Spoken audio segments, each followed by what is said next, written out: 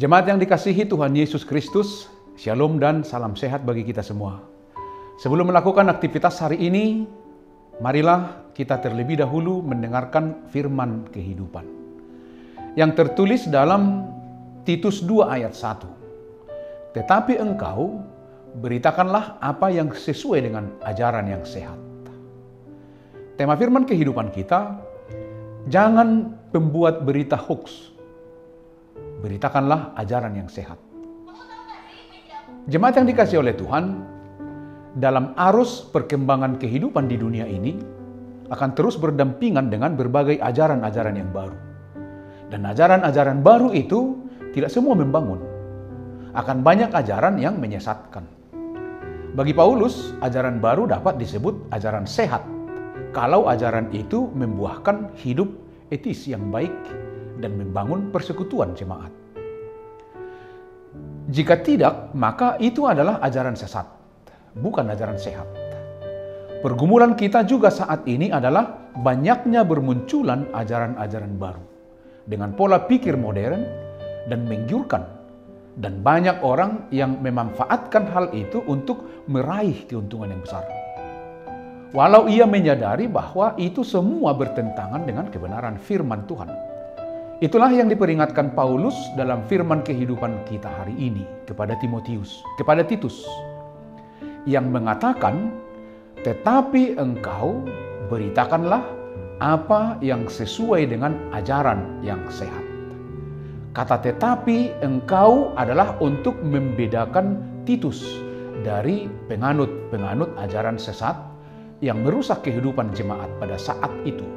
Sekalipun juga menunjukkan perbedaan besar antara guru-guru palsu dan Titus, yang saat itu dia menjabat sebagai pemimpin dan guru sejati.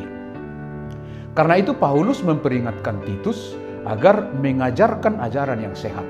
Sebab dengan mengajarkan ajaran yang benar, yang sehat, itu dapat menyehatkan hidup jemaat. Ajaran benar akan membangun hidup jemaat untuk lebih baik lagi. Apa yang sesuai dengan ajaran yang sehat? Tentu ajaran yang baik. Pengajaran yang menumbuhkan iman dan semangat orang-orang percaya kala itu. Demikian juga dengan kita saat ini. Pengajaran yang sehat tentu akan menumbuh kembangkan persekutuan dan perbuatan baik terhadap sesama kita. Perhatikan bahwa dalam konteks ini, ajaran yang sehat tidaklah bersifat doktrinal, tapi gaya hidup praktis, hidup yang realistis. Setelah Paulus mengecam guru-guru palsu di Pulau Kreta pada saat itu, dia memerintahkan Titus dengan tegas. Karena orang lain telah mengajarkan ajaran-ajaran yang tidak benar. Namun Titus harus mengatakan hal-hal yang benar, yang sesuai dengan ajaran yang sehat. Tentu adalah firman Tuhan. Ajaran yang sehat itu juga adalah pengajaran yang menjadikan orang Kristen yang sehat dan seimbang, yang menerima dan yang hidup sesuai dengan ajaran Kristus. Kita yang hidup di era maju dengan teknologi yang canggih, berbagai macam hal dapat dilakukan oleh orang-orang yang tidak beriman dan tidak bertanggung jawab. Pola-pola ajaran yang membingungkan dan merusak generasi gereja dan anak-anak Tuhan. Karena itu, jadilah menjadi pewarta dan pemberita kerajaan Allah yang tulus dan baik. Sehingga semakin banyak orang yang percaya dan menerima Yesus, Tuhan dan Juru Selamat di dalam hidupnya. Hidup yang memberi arti, pengaruh, dan teladan. Inilah yang disampaikan Rasul Paulus kepada Titus untuk diberitakan kepada jemaat di Kreta yang hidup di tengah-tengah para pengajar sesat yang digambarkan Paulus sebagai pembohong, binatang buas, pelahap yang malas. Titus 1 ayat 12. Kita terpanggil menjadi saksi Kristus melalui tutur kata dan perilaku hidup sehari-hari.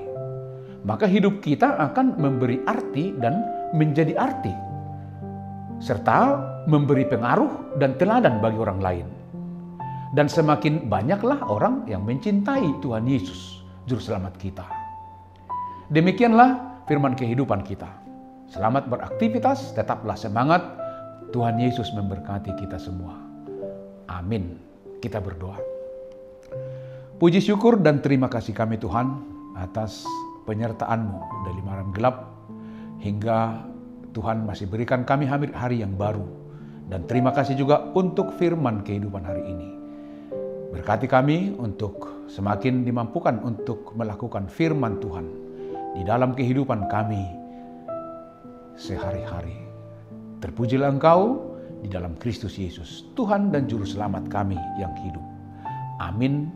Anugerah dari Tuhan kita Yesus Kristus, kasih setialah Bapa, dan persekutuan dengan Roh Kudus menyertai kamu. Amin.